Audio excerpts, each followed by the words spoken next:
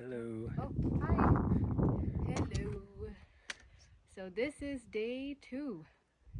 Day 1, we did 15.5 miles, saw 2 snakes, got 1 blister, ran a little short of water, but we're good now, and had a great rice and beans dinner. What were your highlights?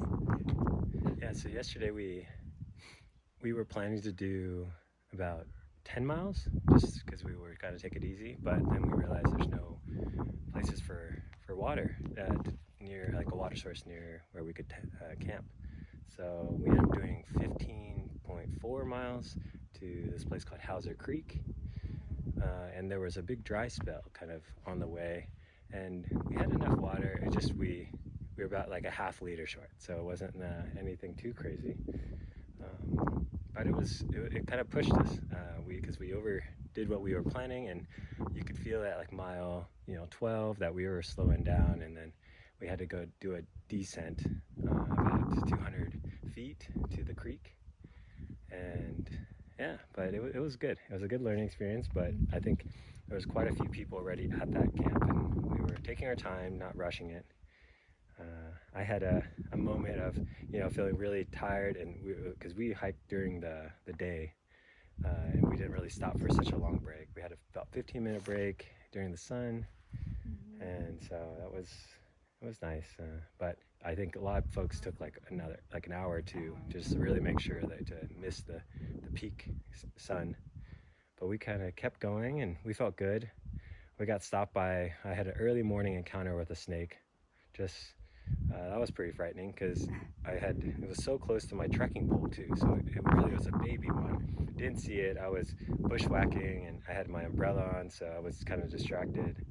And then this guy came just right there, and I like flicked. I did what I had planned, which was to flick my pole forward, and I nearly hit him and put a bunch of dust on him, and he rattled for a while. And then the second encounter, that was something. So it was just in the trail, and Annette saw it. We backed up, and then a few others started to queue up because they were just coming back, and so there's about 7 behind us. Yeah. And then we threw some rocks. I threw a rock that nearly hit it in the face, but it didn't move. It was like a big rock too, and then we didn't try to harm it. And then finally, what worked was we used like a branch with some leaves, like dried leaves, and we actually brushed a lot of dust on it, and it finally just scattered. It didn't rattle. It just kind of was in a pounce mode, so we're glad we didn't continue trying to walk. What did you do, Nanette? You thought it was dead? I thought because it just wouldn't move, and I was like, oh, maybe it's dead. But then after Andrew threw some of the small rocks, it curled up. And then we're like, okay, that's definitely alive, and it's in pounce mode now. I mean, this thing had camouflage and was ready. That's the color of it. But we heard some rattles in the bush. Yeah, a couple of those. And after that, we were pretty skittish. Anytime there's a lizard that crossed or something shaking, I was like taken out. Because you can see, I'll show you a little bit of the trail now. You can see it's kind of overgrown in sections because of the high rainfall and snowpack. So the desert is very green. I think this is unheard of. But because of this, after we saw those snakes, we were a bit shocked and taking it easy and going slow. Make sure we didn't get bitten. That was my biggest fear. So there was a section we got into a road, and man, it felt like heaven walking on this wide road. Nothing to worry about. You could actually go pretty fast. But, and we also saw these, they're called poodle bush shrubs. They're very prevalent in the desert area and poisonous. So if you touch them, you get blisters and all.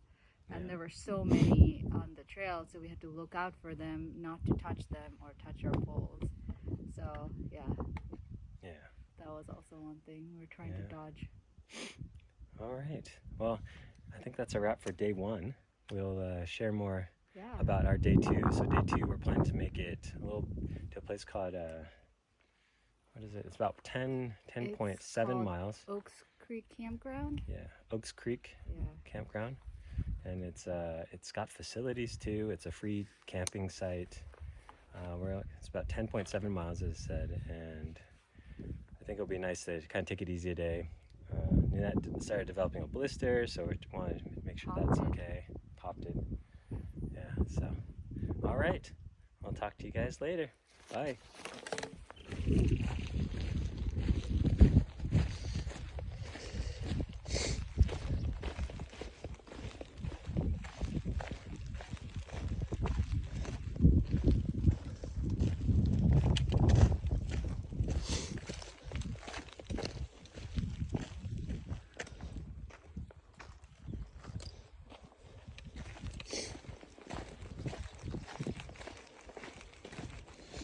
How's it working, honey?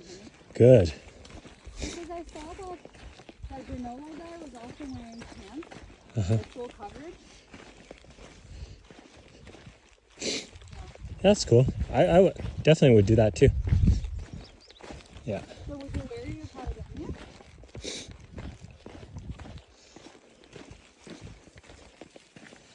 Sorry, Brian, I'm filming.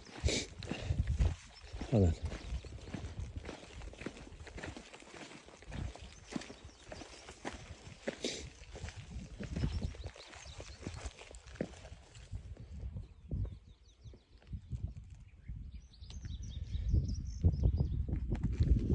Wow. Oh my gosh. There's the border, I think.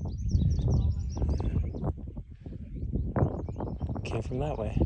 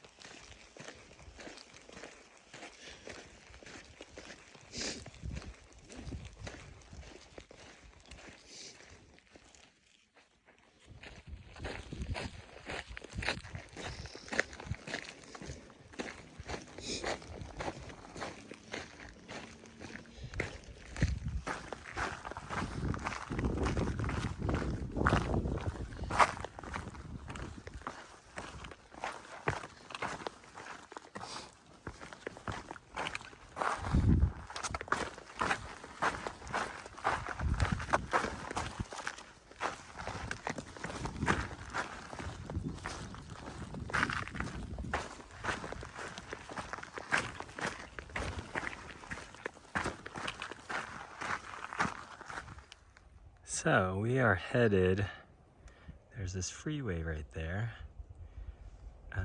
this little highway. We're going to cross that, and then right behind it there's this green pasture. Where that starts, we're going to camp, and then right behind it there's a interstate highway which we're going to cross, and then that's tomorrow. We climb that steep mountain right there in front of us.